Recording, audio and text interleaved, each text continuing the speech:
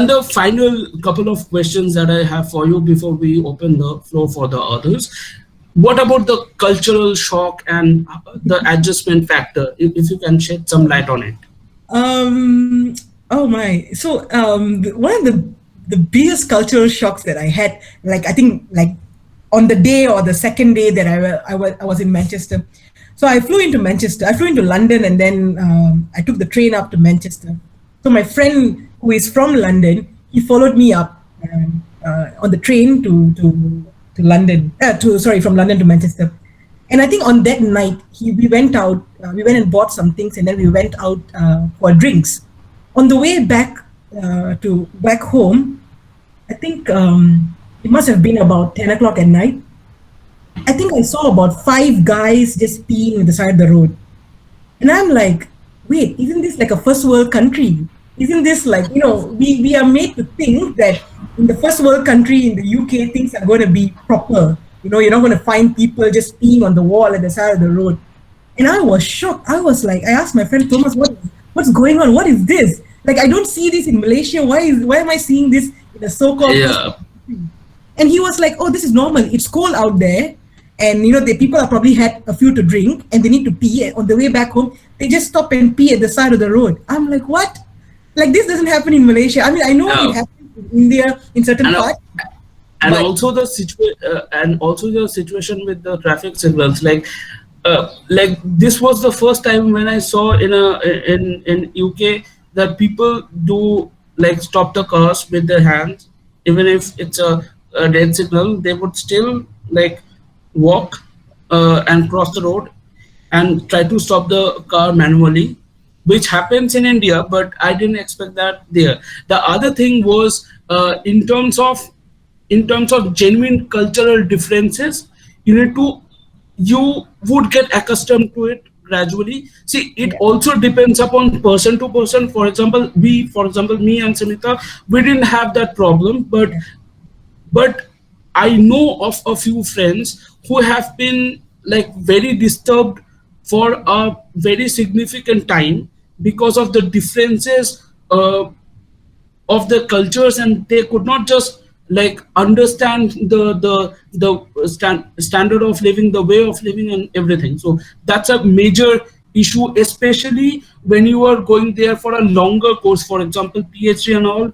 Mental health is a very important thing, so cultural differences can be there and it can affect your psychology a bit. I think it's important when you're going to study abroad, whichever the country may be. It can be China, it can be UK, it can be US. I think the mindset in which you go in there, you've got to realize that you're leaving home and it's not going to be familiar. This place is not going to be familiar, it's going to be foreign. And I guess the way that you can help yourself is by telling yourself that I'm going to learn new experience. It's going to be a whole new experience and I'm going to make the most out of it. So you open your mind and you open yourself to new experiences. Don't try to hold on to what is familiar. So you go in there like a blank canvas and then you learn, oh, this is the culture and this is how I can appreciate it. I think that's right. The only way that you can help yourself.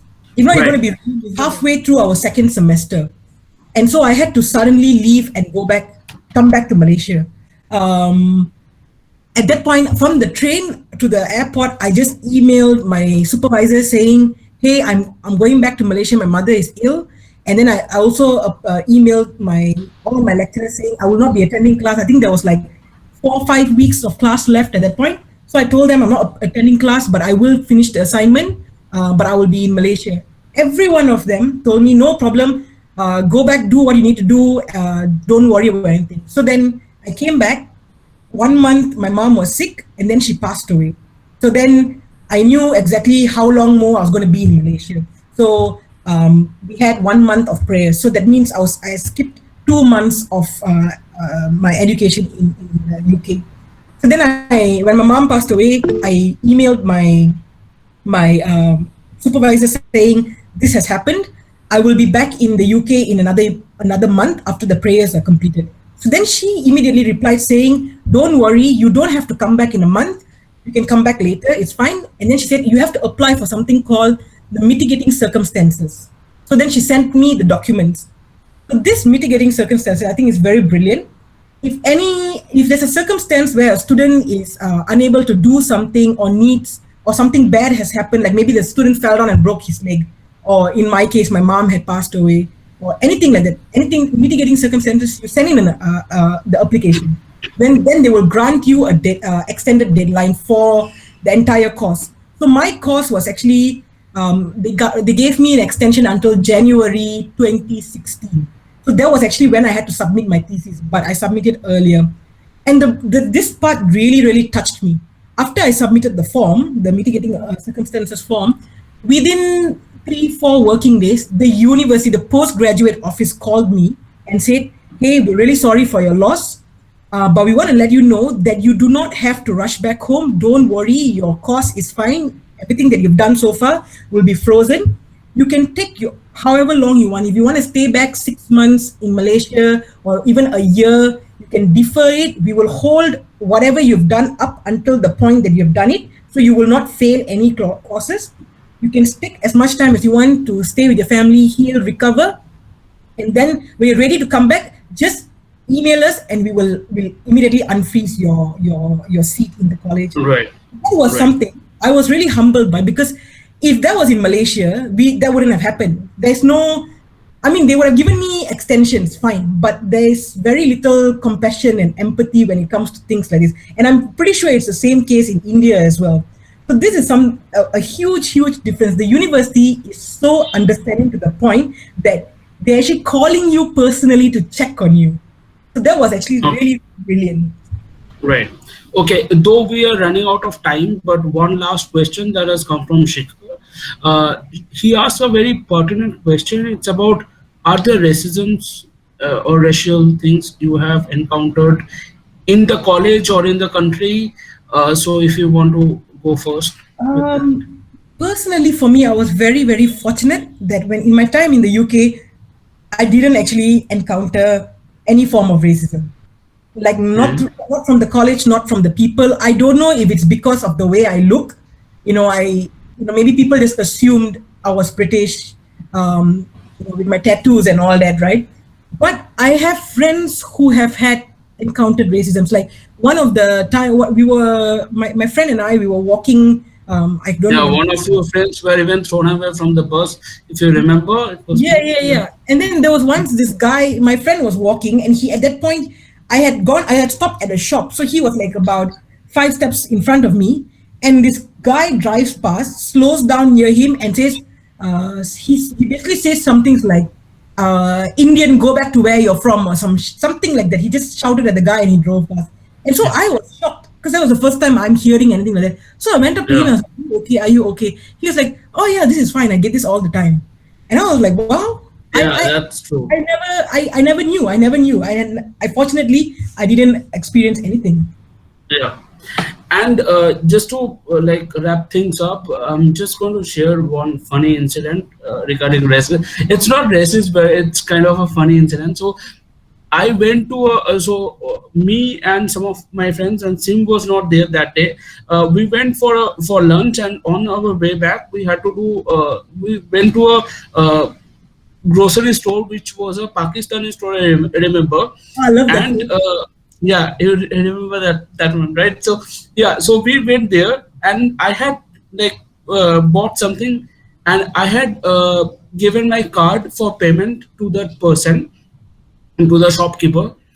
One of my friends who is Chinese, he comes in, he sees the television, and they were watching the news at that time, and the television. So it's a Pakistani news channel which was bashing India at that very moment.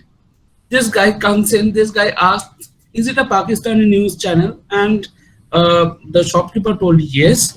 He turns to me. He turns to the shopkeeper. He told that my friend is an Indian, and he leaves the shop. Remember, my card, my debit card is with the vendor. There's a cold silence, and the tension's building up. And I'm like, I don't want these things. Please, please give back my card. So yeah, this was, not a racist incident, but yeah, this is kind of funny. But like, yeah, these kind of things happens, and sometimes it's funny, sometimes it's sad. you have to deal with it. Remember that it's not your own country, Yeah. so just don't try to act smart. That's probably one advice that we have. Do not imitate, I mean, try to imitate your British or your American friends, because they're in a better position than you. They won't be thrown out of the country if they like do anything that is quote unquote illegal. Understand the law, understand the fact that it is not your own country, and that's fine. Okay, so thanks a lot, Sim, for giving, No problem. I mean, for taking up the time to do this, and we hope to see you soon for some other interesting chats. And thanks a lot to the audience for being so patient. We hope that we have dealt with all the issues and queries, most of the issues and queries that you had. If you have more questions, you can like send us a mail. Thanks a lot. Thanks a Thank lot. you so much. Thank you so much. Yeah. Bye. Bye. Bye.